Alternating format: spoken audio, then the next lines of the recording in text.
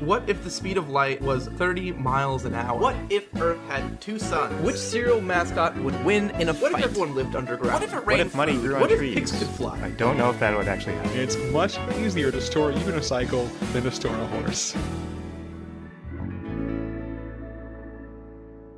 Hello everybody and welcome to Absurd Hypotheticals, the show we overthink dumb questions so you don't have to.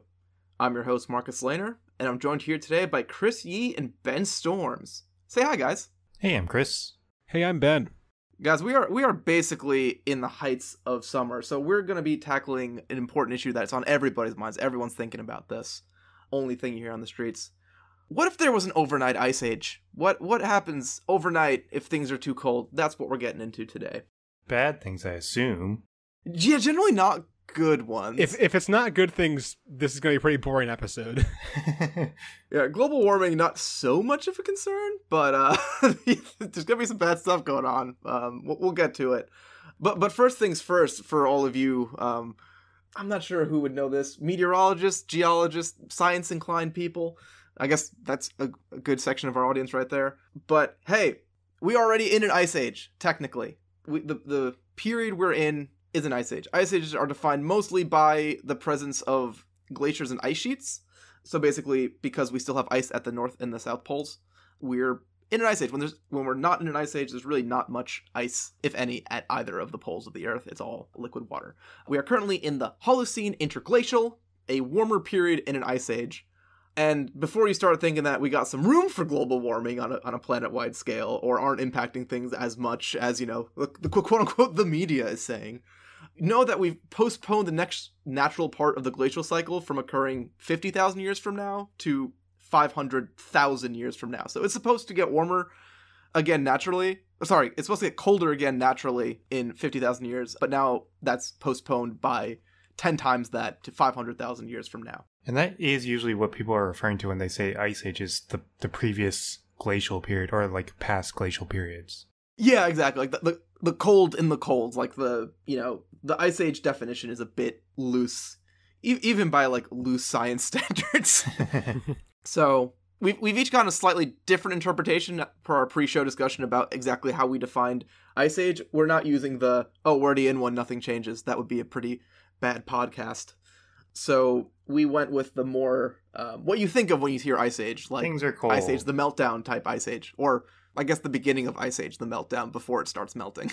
Or that movie, The Day After Tomorrow, with wait, who was in that? Jake Gyllenhaal? Yeah, Jake Gyllenhaal. He was in that. Yeah, and the older guy. What's his name? Dennis. Wait, no, Dustin. Quaid. Dennis Quaid. There we go. Dennis Quaid. That sounds right. We're gonna say he was in it too.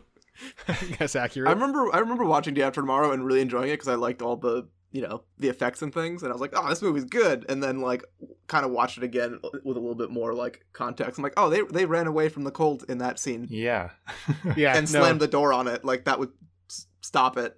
Yeah, it doesn't work that way. Did you guys watch that movie in school? Because we definitely watched that movie in school, which I found very, really? very funny. I did not. Yeah. I don't remember why. I think it was one of those, like, it's almost summer and the science teacher doesn't want to teach anymore situations. I think it got picked up by like the education things as like a dire warning about the effects of global impacts. Like, oh, but an exciting format for kids to enjoy. But like the movie was like, hey, I forget how was it just global warming was the thing? I think it was global warming. I don't remember. There's suddenly like 4 worldwide hurricanes and everything is frozen. Like it was a bit extra. Anyway, Ben, why don't you start us off? How did you interpret your ice age?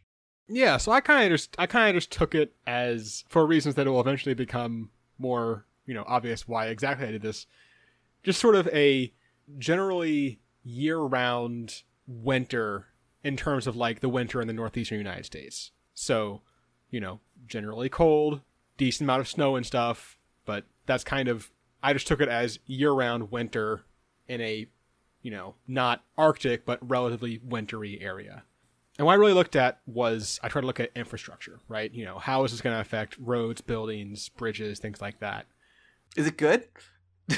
Well, I mean, it's not great. So talking about overnight, it's well, maybe not like immediately super bad, but well, okay, it's pretty bad.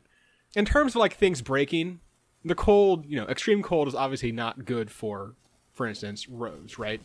In the winter, you'll get more potholes and things because the pavement itself will contract. You'll get water that seeps into cracks that then expands and makes them into bigger cracks, things like that. But it turns out that, once we sort of get our feet under us in terms of all of this and, build into this quote unquote ice age, it's actually not that bad because you can make, roads that are designed to withstand very cold temperatures. There's many parts of the world where it's very cold that they do that. The problem is just when you have to have roads that can change between very cold and not very cold or very hot temperatures or whatever. That's where you get into trouble because they need to be, rigid for, wait, oh God, why is that not in my notes? Oh God, which direction is it? It just says rigid or flexible. Oh no. Wait, oh no. Just take a guess. It could be right. Guess, no one who cares about science listens to this podcast. They have to be flexible for the winter and rigid for the summer. Civil engineers, is that right? You're gonna need it to be flexible for if water's freezing, so that the ice doesn't completely destroy. Water's getting crack and destroy your road. Yeah, but what Marcus said, the person who actually studied this. But yeah, so like assuming that it's always going to be extreme temperatures, you just use materials that are designed to withstand extreme temperatures, which is a pretty boring answer, it turns out. So I went past that pretty quickly and started looking at heat, because when it's cold, you have to use heat. So really what I wanted to figure out was how much more heat we're going to have to use, right? And the best data source I could find for this was just looking at the United States. It was a survey from the U.S. Energy Information Administration called the Residential Energy Consumption Survey, which is basically just a nationwide survey where they find out people's energy usage. That was pretty self-explanatory from the title of it, but you know what? It's okay. Across the entire United States, in terms of household energy usage, so just homes, overall, we use around 9.1 quadrillion BTUs of energy, and around 43% of that is on heating. But obviously that is going to vary by region, and this is why I eventually wound up picking the Northeast United States. The survey also broke it down by climate region. So it broke it out into very cold/cold, mixed humid, mixed dry/hot dry. Don't know why those aren't two different things, but whatever. Hot, humid, and marine. And then split out the consumption, in there. And it's things where, like, when you look at per household, you use around 94 BTUs per household in a very cold region, as opposed to like 51 in that mixed dry/hot dry. So you have a range, which makes sense because you're obviously having very different heat requirements there. So what I did was basically take that consumption in very cold/cold regions, which was mostly the Midwest and Northeastern United States. I assumed that in those regions, you're using your heat around a third of the year. That's not perfect, but that's, I figured like October-ish to like February, like end of February, early March, like 4 months, close enough. That's got to shift over a month. I'm always tricked by Christmas, like not being in the middle of winter. Yeah. Sorry, I meant November, not October. Yeah. November or February. That's 4 months. Yeah. Yeah. And then said that basically if you're using your heat a third of the year in those cold regions and you're using 94.2 BTUs per year, you'll be using 3 times that everywhere in the United States because everything is like those cold regions. Which basically means that, long story short, as a country, we're going to use about 3.6 times as much energy on heating as we currently do. Which is kind of a big deal because roughly $73 billion is spent annually on heating. So that's going to be a decent increase, hitting your pocket and just you being cold, I guess. So how do we fix this? How do we reduce this cost and just, even beyond cost, just the ecological and whatnot impact of using that much more heat? And it turns out the answer, unsurprisingly, is insulation. And specifically, there is a sort of loose standard called the passive house standard, which basically you take like what you think of as an insulated house where you have like, the cotton candy insulation in the walls and all all sorts of things. You just crank all that up to like 11. They are, using triple ply windows everywhere. The houses are all like airtight with like insane like HVAC systems, so they can remain airtight. They basically get to the point where they use roughly a tenth of the power usage for heating that a, normally insulated house would. And like the really good ones can basically be heated almost without any additional heating. They can really just use sunlight and then just residual heat from body temperature / electronics in the home. And you might be asking, that seems impossible under these sort of, very cold conditions. How can that actually, work in like a severe winter? And the counterpoint I have to that is there is a Antarctic research base called the Princess Elizabeth Antarctica Research Base. It was built in 2009. That actually does not have any sort of heating. It is entirely using passive solar and just retained warmth from the systems in the building. It actually has 9 different layers in the construction. It's like, there's stainless steel, foam, a silicone sealant, laminate wood, low-density polystyrene, more laminate wood, craft paper, which feels like maybe they didn't have to, specify that as its own layer. This is the guy. This is the freaking this engineer being like, these insulation values. Did you know you can just add these? Right. Yeah. If you put 2 and 2, you get 4. Yep. An aluminum vapor barrier and felt. Woolen felt. Guys, we don't have the budget for 9 real layers. All right, get craft paper and felt from the store as much as you can.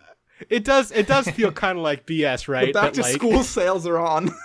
Like 2 of the 7 layers are craft paper and woolen felt. It feels, I don't know, whatever. To be fair, the reason those are there for the most part is to seal in the water vapor, which is very important. So it does legitimately serve a purpose, but it is still very funny to see around these all these like, high-tech construction materials like felt. High tech is off. Like, engineering is a real fun combination of high tech and worryingly low tech. I do like, they have little descriptions of all the layers. And under the woolen felt one, the first line is inspired by the iconic Mongolian yurts, which, you're talking space age technology when you bring up Mongolian yurts. But yeah, this is a facility that it can house 16 scientists on like the north coast of Antarctica, where there are, I think, 190 mile per hour wind gusts at times, and does not need external heating. That's also a bold sell. Like, hey, thanks for designing our research facility for Antarctica. By the way, we're just looking. We got the guy signed up. We're looking for the heating system. Just we don't see it in the drawings here. Oh no, there isn't one. There isn't one yet. No, you'll be fine. No, you're not mistaken. Just turn the computers on and open the windows. Not literally, the shades. You know what I mean? Don't open the windows. Oh God, don't open the windows. If you close the shades, you'll all die. Yeah. It is, I will say, you can only use it in the summer. There's stretches in Antarctica where there's not sunlight. You cannot live there then. It does not work. But yeah, so I guess overall, our homes obviously, would not probably be that intense because we're not in Antarctica. But that's kind of just the proof is in the pudding. This passive home situation can actually work even in very intense weather situations. So I guess it's not necessarily the most exciting endpoint, but we can do it. It would suck at first. It would be really cold, and we could do it. I can put a cherry on top with a fun fact I learned about. We were talking about AC and heating. Because we had that big heat wave in freaking everywhere. Right. Well, probably a month ago now for everybody else. But what percentage of homes in Germany do you think owns an air conditioner? It's less popular than here. Oh, I'm gonna say like 8%. I'm going to say lower. I'm going to say 4%. 3%. Damn it. That's crazy. I like, cushy American lifestyle. I'm sure all our foreign listeners are like, yeah, I don't get it. I don't get the thing. Crazy to me that this many people don't have ACs. There's still summer over there. It's still warm. It's still hot. They just be hot. And that's what they do. There are places, even in like the US, I think it's, I just Googled it, Seattle, only like a third of households in Seattle have AC. Just because, same thing, they just don't need it. Oh, apparently it's up to 44%. People are getting more AC now. Global warming. Well, it sounds like in Germany they do need it. They just don't. Well, yeah. Even England's like, it's 100 degrees outside. I gotta go get something. Yeah. Except all that in a British accent. Right. We're not going to try. It's not going to work well. Marcus was tempted. I don't have a paragraph to read out in a dramatic voice, so I can't go into my English accent. I was going to say, Marcus, this is the only time I can think of that you didn't do a British accent. The one time you needed to. I gotta keep my deep cover of being an American intact. Your whole perception of Marcus in this podcast is British. That's all you hear during his answer. Yep. It's all British all the time. Anyway, that's what I have. It'd be cool at first, but we can figure it out. Chris. Me. What did you do? Yeah. How to think about Yeah, that that's one. you, Chris. Yeah, me. So my interpretation of the Ice Age was basically the same as how Ben did it. So basically just like it's winter year round, basically like the New England region version of winter, but it's like everywhere. And the thing I wanted to look at was food specifically, because if it's cold everywhere, then that means it's going to be really difficult to like grow crops and feed everyone, and that's a problem. So I started looking into like how can we grow crops inside, which is a topic that we've actually looked at before. We've talked about this on the show before, but we haven't done it in a while, and I figured, sure, let's talk about it again briefly. So in episode 67, the question was, I think we were trying to design an underwater city, and Ben's answer dealt with food, and he looked into what's called vertical farming. So basically they can like grow crops inside using LEDs, and it's like they have a very controlled environment where they control the carbon levels and moisture levels. It's all like computer controlled, and there are some advantages to this. So like you get more growing time, just because it doesn't depend on the seasons or like the daylight or anything. You can just do it throughout the day. So the limiting factor of this was basically like an inefficiency in LEDs that like limited us from scaling it up. But it was becoming like a more viable option as LEDs get more and more efficient as we go. And they are pretty efficient now. I'm not sure if we're at a point where we can scale up yet, but we're getting pretty close. So industry report on hypotheticals, as LED technology improves, this option may become more viable. Yes. And Ben looked specifically at a company called Terrafarms. I think they're a startup or something, but they used 40-foot shipping containers, so like 40 by 8 by 8 shipping containers to do their vertical farming. And they said that one of these shipping containers could produce the same yield as 3 to 5 acres of farmland, which is pretty good. Now, I looked at like the amount of land that we actually use for agriculture, and according to ourworldindata.org, we use 12.6 billion acres of land for agriculture. And I wanted to see, could we support this amount of land through like vertical farming? And my sort of like perception of this question was that it'd be like kind of overnight. So like we wouldn't want to like building all these new buildings just for farming is kind of a really big effort. So if we can convert some of the buildings that we already have, that is a lot easier.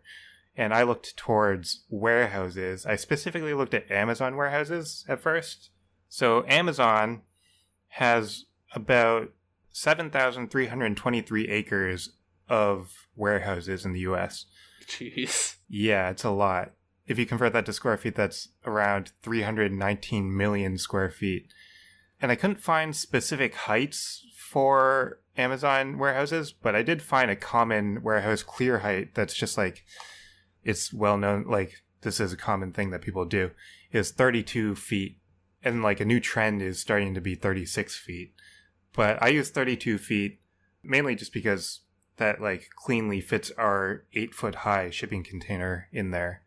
But if all these Amazon warehouses are this height, that means that we can fit 3,987,500 shipping containers in our Amazon warehouses alone, and we could produce the equivalent of up to 20 million acres of crop. Now, that's not nearly enough to produce the same amount that we produce now, the 12.6 billion. Yeah, that number's smaller. Just a smidge smaller. A little bit. I was only looking at the Amazon warehouses, which is only in the US. The majority of general, like, warehouses in general around the world, they're actually not in the US, but, like, at the end of 2020, there were roughly 594,000 acres of warehouses worldwide, which is a lot more. So just based on this, with using the 32-foot height again, that means that we could fit 312.5 million shipping containers, and we could produce the equivalent of up to 1.5 billion acres. Still nowhere close to our 12.6 billion acres. But we're getting there, kind of, maybe. We just gotta sacrifice 9/10 of the population. It's fine. It's fine. Fine. But the thing is that 12.6 billion acres of agricultural land, only 23% of that is crops. The other 77% is actually used for livestock, like grazing and like growing feed for the livestock. So it's not like actually directly feeding us. But how many cows can we grow in a shipping container? I don't know. Maybe that's another future question once we clone things. I don't know. With advances in LED technology. Yeah. Once LED technology advances far enough. The answer will be one cow. One cow. Yes, that's all. Maybe two. You can squish them. But the thing about raising livestock is that they are, we've talked about this in the past too, they are actually pretty inefficient in terms of like energy, for us at least. So the majority of energy from the feed is actually consumed by the livestock, and we only get a small fraction of that energy through their meat. So that means that like the same amount of land, agricultural land, yields less energy for us. So there's a thing called calorie retention, which is basically the calories in edible meat over the calories in feed. So like chickens, they have a 27% calorie retention, which means that we lose 73% of energy through chickens when we eat chickens. Pigs have a 16% calorie retention. Cows only have a 7% calorie retention. So we lose 93% of the energy. Cows are very inefficient. And if the world's actually switched to like a completely plant-based diet, then that would mean that the agricultural land that we use, the agricultural land would reduce by 75% just to feed the same number of people. So instead of using 12.6 billion acres, we would only really need like 3 billion acres. Look, don't tell me I can save the housing, the climate, and the food crisis all just by stopping eating burgers. Because it's just not going to happen, Chris. Yeah, I mean, we're all pretty stubborn. I like my meat, but I don't know. Maybe it's worth it. Everyone can live on a nice stretch of land, have all the food they want, and the planet is fixed, or we get some tasty steaks. Steaks, So we actually already have, through our warehouses, we already have the 1.5 billion acres, so we just need another 1.5 billion. We're already halfway there. And the thing is, even though we can't grow like all of our normal crops anymore, there are certain types of crops that do grow in cold temperature pretty well. It depends on a property called winter hardiness. So if something's more winter hardy, then it grows better. And some crops can grow in temperatures as low as 0 degrees Fahrenheit. And they typically survive like normal winters. So some examples of this are collards, kale, and spinach. So I looked at these three, and these like leafy greens in general, like these, are pretty nutrient dense in general. So like these are pretty good options for food. I looked actually specifically at spinach because that's the one that it was easiest to find the numbers. But currently we have 2.3 million acres dedicated to just growing spinach in the world. That's not enough for what we need, but that doesn't mean that we can just use the agricultural land that we're not using anymore for other stuff and grow spinach there. and kale and collards. And I said that our agricultural land was 23% of crops. That means that it's 2.7 billion acres of crops. So instead of everything else, we'll have 2.7 billion acres of spinach. And then if we want other stuff, we can just grow them in our vertical farms, in our shipping containers / warehouses. But have you considered the math that once you cook said spinach, you're only going to have like 2 acres of spinach? Kale doesn't shrink like that, right? I don't know. Oh, kale absolutely shrinks like that. It shrinks. It's not as bad as spinach, but it definitely It's not shrinks. as bad as spinach. Nothing is as bad as spinach. Yeah, spinach is very bad. But that's basically what we'll do. We'll eat kale, spinach, collards, and then we'll vertical farm. I guess we won't have Amazon anymore. No more 2-day shipping. Actually, I've seen like options for overnight shipping recently. Like, I think if I ordered it right now it's 9 p.m. for us, I could get it by like 7 a.m. tomorrow, which is pretty impressive. But that's not going to happen anymore because we need our food. So if they can ship me a burger, we're good. yeah. But that is my answer. It's possible. We can have food in the Ice Age, or at least my definition of the Ice Age. Marcus, what did you do? Give me a second to get over it. I'm just going to be eating kale for the rest of my Ice Age. My cold, sad Ice Age life. I personally like in my kale. triple insulated home. I don't know why people don't like spinach and kale. I like spinach and kale. I am pro spinach and kale as well, yeah. I enjoy it. It's just I don't enjoy it that much. Anyway, first off, kind of the way I interpreted the definition of Ice Age, because for me, I was, again, frustrated a little bit with the definition, because it went between being like temperature-based and ice sheet-based, and seeing more about the ice sheet. So since we already have enough ice sheets to qualify for the Ice Age, I said, what if we went all the way and had 100% full ice sheet coverage over the whole world? So kind of the first question I want to look at is, if I'm covering the whole world in ice sheet, how thick do we make our theoretical ice sheet to make it, quote-unquote realistic? And so the ice sheets that we have on either pole, I looked at, and I did not realize they're kind of on two opposite extremes. At the South Pole, Antarctica is covered with an ice sheet that averages over 7,000 feet thick. It's just ice for days. At the North Pole, the average thickness of the ice sheet at the North Pole is 6 to 10 feet. Full stop. Like, barely, like, not much taller than I am. So the big difference, of course, being that the Antarctic ice sheet sits on top of land and the North Pole is, over ocean.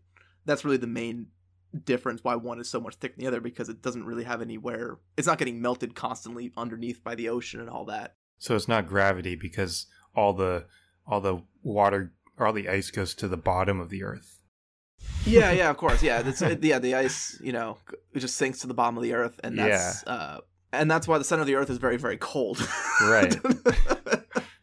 So, for what I was doing, in the end, it doesn't make too much difference exactly how thick we make our ice sheets. I kept the ones over the land in that 7,000 feet thick range, and I was kind of messing around seeing what happens to the ocean. And kind of the interesting bit I hit here is that when water freezes and expands, it exerts a lot of force, because ice is, of course, one of the few materials that expands when it freezes instead of becoming denser and shrinking. So ice expands about 9% compared to its liquid form. So this is why when you have a frozen pipe in your house, it'll cause the pipe to burst, and it'll cause like cracks and rocks and streets to split. And the pressures on the ice is kind of crazy. Expanding ice can exert pressures up to 100,000 psi, which is just basically infinite force. It's ridiculous. So if we just look at the ocean and just focus first kind of on the horizontal. So as this ocean freezes, it needs to go it's going to try and expand outwards. So if we look at just say like the width of it, if it's expanding 9% in volume, the width is going to increase by 3%. The Pacific Ocean, for example, is at 12,300 miles wide. So 3% of that, the ocean is going to be trying to push the shore back 184 miles. But of course, it won't really do that. It's not going to tear the Earth 184 miles asunder trying to make room for itself. What's going to happen is that ice is going to start being forced upwards and downwards, like over the ocean. Like, because you're going to get at the shorelines, I still got my 7,000 feet thick ice wall connected to rocks. So all that ice is going to be pushed back toward the middle, and it's going to be kind of just like, we're not going to have a nice flat ice ocean. What we're going to have is like a jagged mess of cracked and broken ice and towering, cliffs and all these crazy, like, imagine you have like a thin sheet of ice and you smash it, but scale that up to like ocean size. As a whole, it won't be actually like the tallest mountains you've ever seen. I was trying to see if I could get like a crazy height of the mountains, but the amount of ice is going to be proportional to the how thick we make the ice sheet. And so really it's only going to be on average like a 9% volume increase. It's really only going to be, even if you shove it all together, it's only going to be about like 5 to 6% of however thick you make the ice sheet. So if you make it, a mile thick, you still only got like, a few 100-foot mountains. You're not going up to like Everest levels or anything kind of interesting in that space. But if we take this, if we take this overnight hypothetical and say, okay, everything freezes all at once. An interesting side effect of that is that the water the water that's below the ice in the ocean isn't gonna really have anywhere to go. And since water is not particularly compressible, it's going to be under as much pressure and exert back as much pressure as you put on it. So if the water of the ocean is kind of trapped under that ice sheet, that 100,000 pounds of expanding pressure will be bottled up underneath that ice layer. So because this is happening overnight, the ice is not going to resist these pressures for very long. But that first day, when this first happens, you're going to get some excellent geysers. To put this amount of pressure in perspective, you know those water cutting tools they have, like in workshops that like cut through metal with a water jet? Yes. Mm-hmm. Those operate at about 90,000 psi. So you're going to have that amount of force just bottled up under the entire ocean, just ready to, any crack in the ice, any split, just like start shooting out. So I guess it'd be a bad day to be one of the few people that happens to be on the ocean. Then couple small little things here just to wrap it up. Sadly, the pressures, even this 100,000 pounds of pressure, is just under the threshold of causing the water to start forming different types of exotic ice.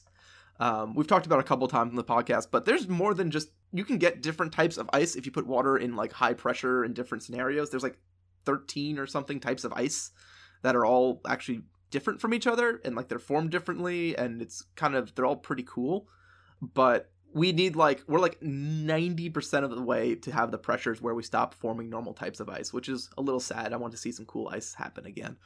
And then kind of last thing I looked about, if we have all this ice covering all of the land, if we have this 7,000 feet thick layer of ice on land, where's the ice come from? So just did a quick calc here. If we take the depth of the Antarctica ice, the 7,000 feet, and assume that all land masses will be covered by a similar thickness of ice, the total volume of ice we'd need is 74 million cubic miles of ice. So where are we going to get this water? We're going to get it from the ocean, of course, because that's where all our water is. So getting this much water from the ocean would actually lower the average ocean depth by 0.535 miles, or 2,800 feet. So we're basically taking 23% of our ocean and applying it in ice form on top of our land, which is kind of neat. I just want to do that math. That was just for me, just for fun. But yeah, that's what I got. We're gonna have a big pressurized, crackly ice ocean, and it's gonna be fun. And it may or may not split the Earth asunder. Cool. And then with that raucous applause from you two, I will we'll move on to our would you rather question. Well, you can't just say it may or may not split the Earth asunder. Take a side, dude. It's gonna tear the Earth asunder. Cool. All right, now I'm happy. Ben made a guess. I made a guess. Also under duress. But... Also under duress, yeah. Mine was less high stakes than yours. Ben, are you ready for a would you rather? Yes. Would you rather sniff butts like a dog when you meet someone new, or eat dog food every night for dinner? Okay, does anyone... This is not me setting up for a fun fact. I just don't know. Why do dogs sniff butts? I do not know. I think it's for identification. Like, they can tell? Like, they... Oh, yeah, they're super... They, like, can definitely tell the other dogs apart by that. Okay. And I think, like, butt stuff is, like, an easy like an identifier, I think, for dogs. I'm assuming it's the same way. They're not actually sniffing like the butt. They're sniffing like the glands they use to like mark territory. I mean, it's their butt glands.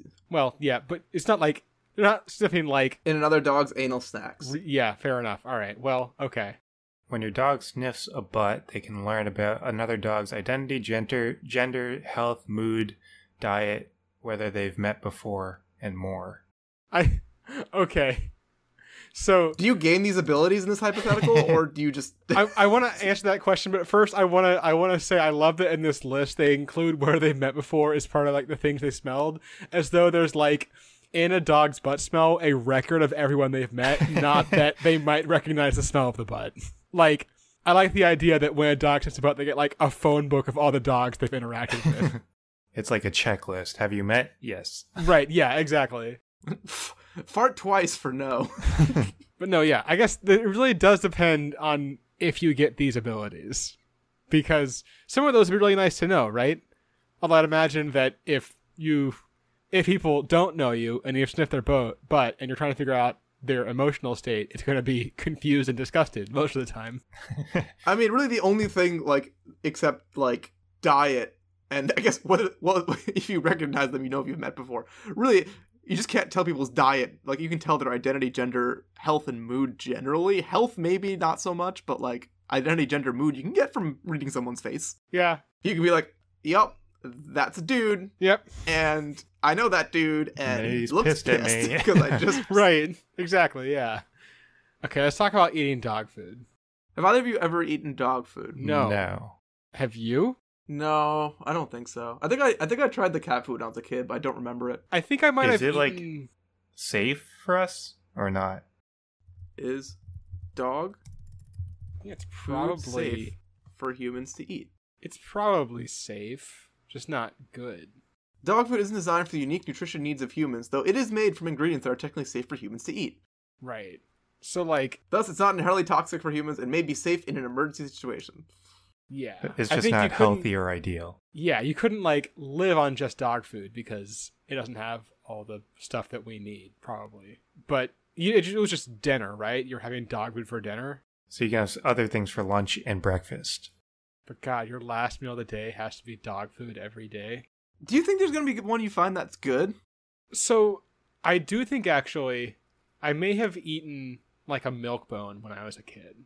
But I don't know how much that counts. Those are kind of just like crappy cookies. Oh, but those do count. I think they count. Is that I dog consider food? dog treats dog food. Yeah. I think so.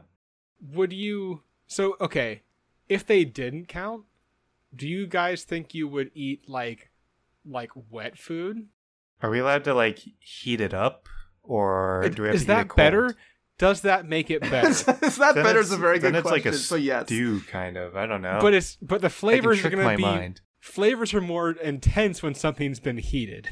Well, I don't know. Like, what does dog? Is it like salty, like a stew, or a savory, or is what? I don't know. What is it? What does? All right, let's Google what does dog food taste like. I imagine it would taste something like a stew, just because it looks like a stew and it has like meat and stuff in it. I did it. 6 days of eating dog food. Okay, so Kittle, dry and gritty. It has a nutty, slightly sour taste like a healthy breakfast cereal. Halfway through the bowl, my jaw gets tired. Dog food requires a lot of heavy-duty crunching. So that's a dry. So dry. It's like a whole food cereal, kind of, right? But with meat in it, probably. That's not that bad. That's not awful, I guess. I mean, yeah, it's not bad. Now Chunky you gotta colossal find- chicken dinner. Chicken, peas, carrots, and gravy. I don't know. I mean, they do also like have all the like, oh, won't your dog love this cheese and bacon flavored thing? Oh, so apparently kibble is not sterile. So there have been many cases of salmonella contamination in kibble. So maybe we don't eat kibble. Yeah, but there are a lot of other options. I mean, you gotta think, you gotta look at it like you're gonna have the best option of dog food to eat. Like once you're doing this, one, it's gonna be, okay, which one of these doesn't taste the least like ass, and two, which one of these can I pretend is real food in social situations? Like, if you're having wet food, you're gonna be like, oh yeah, no, I made myself like a, I prepped a bunch of stew this week, and so that's what I'm eating. Yeah. You don't tell people That it's dog food. until you know them very well that all you eat is But only it's for only for dinner. dinner. It's only for yeah. dinner. only for dinner. It's only for dinner. Which isn't that bad. It's only for dinner. You go European style. You do big lunch, small dinner. I mean, I feel like you have to have a full serving though. Yeah, I mean, yeah. but it's just for dinner. I mean, Yeah, it you is can just for have- dinner. You So can you can have enjoy hefty good breakfasts food. and lunches. Yeah. You know, can you eat 400 to 500 calories of dog food for dinner? Can you make yourself do that? I mean, I don't know what it tastes like, so I don't know. From this article, it definitely sounds like really crappy canned food, basically. Yeah, which I think I could do. You're gonna eventually get a craving for it. Once you've done it a few times, it's definitely gonna be like, oh, if you're hungry in the evening, your body associates that fulfilling that need with the dog food, and eventually you'll start craving it. Apparently, PetSmart's fancy in-house brand Simply Nourish has a chicken and beef stew, a tuna pasta casserole, and a chicken and carrot bisque with pumpkin and quail egg. What? What? That's like marketing for the person, though. Does it actually taste like that? I don't know. I mean, You don't say something tastes like quail egg if it doesn't taste like quail egg. apparently the bisque was good. Oh, okay. Yeah, so there are good ones out there. Yeah. Now, for the butt sniffing thing, you said you have to do it for everyone you meet? Yeah. When you meet someone new. Not every time you see them, but when you meet someone new. Oh. So whether you've met them or not is irrelevant in that information that you get. Oh, right. Yeah. Oh no. Yeah, if you're sniffing your butt, if you're sniffing their butt, you have not met them yet. Okay. So it's only people who you haven't met makes it maybe worse. Is there like a way or like a method of like what would your method be? You can't subtly sniff someone's butt. There's no way. Yeah, all the dogs in the photos I've seen as butt sniffing are not subtle. They're like right up in there. Right. And do you have to do it like right away? Is that the first thing you have to do, or can you like, as long as the Basically. interaction is happening? That's what dogs do. You can bark at them first if you want to. Okay. Yeah, you can maybe get to close to handshake. You can maybe do a quick handshake, but you got to be in there. I like the idea that you grab their hand for a handshake, shake once, and then pull them forward and bend down. It's all in one motion. Is there a move? Is there a wrestling move you can learn that converts a hug into a butt sniff? That's pretty like a difficult. suplex, kind of. If you can have just an overly aggressive friendly hug for new people you meet, and then you just get your butt sniff somewhere in there where they're like, what the fuck was that? And you're like, oh, sorry, I have this some people are huggers. I am a semi-suplexer. I'm sorry. There is no way to conceal sniffing someone's butt during a hug. No. You have to convert the hug into some kind of even more distracting thing. Like a wrestling move. I see. And you just happen to do this to every single person you meet. It's your thing. It's your thing. Once you've done it to a bunch of people and they know you, they'll be like, oh no, that's just his thing. Honestly, I'm not gonna lie, this feels worse than being the butt sniffing guy.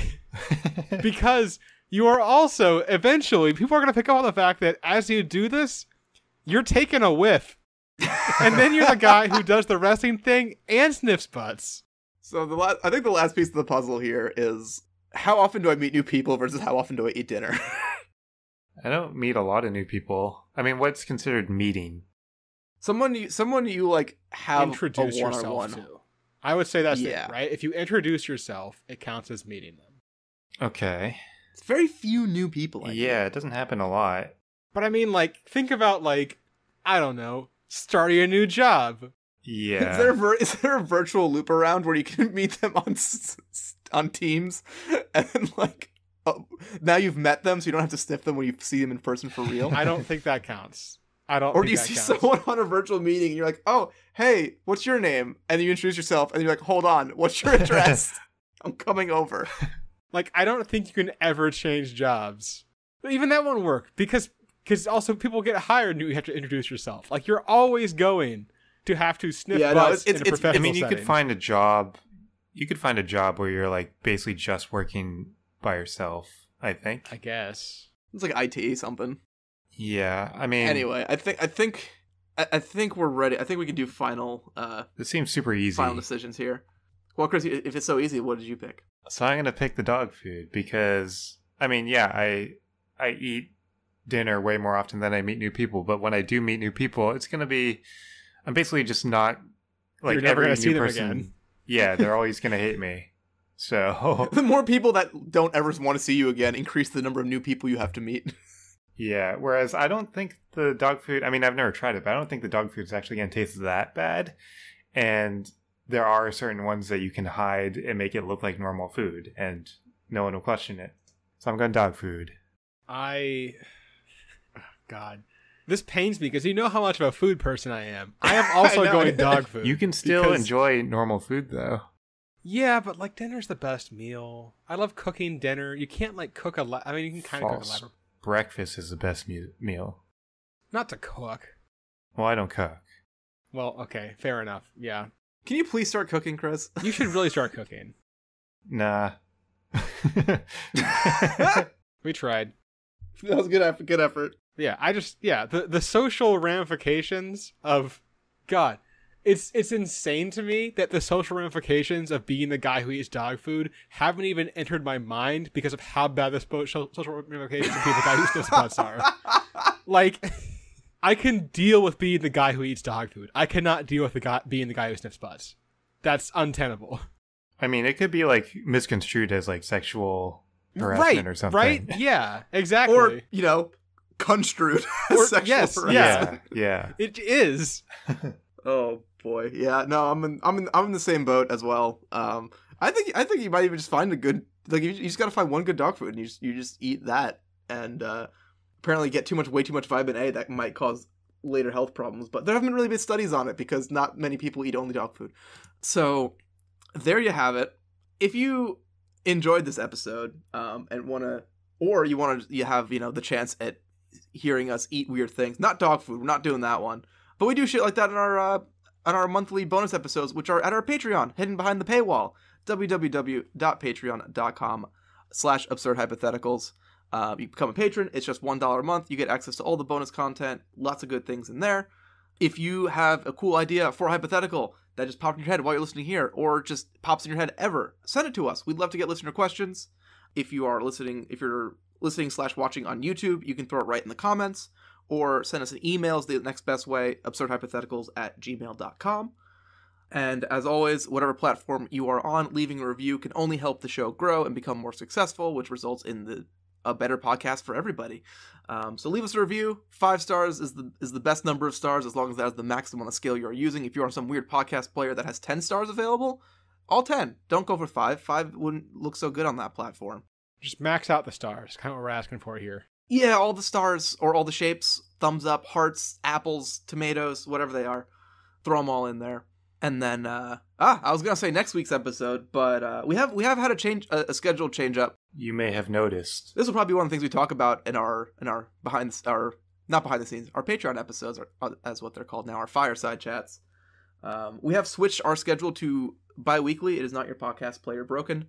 We've been doing it for some number of weeks now. Our schedule got a little bit mixed up with all of the real life adult stuff happening in our respective lives.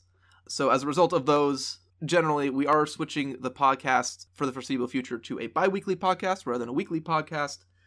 If you guys just all subscribe to our Patreon and suddenly we can quit our jobs, it will go back to weekly, I promise.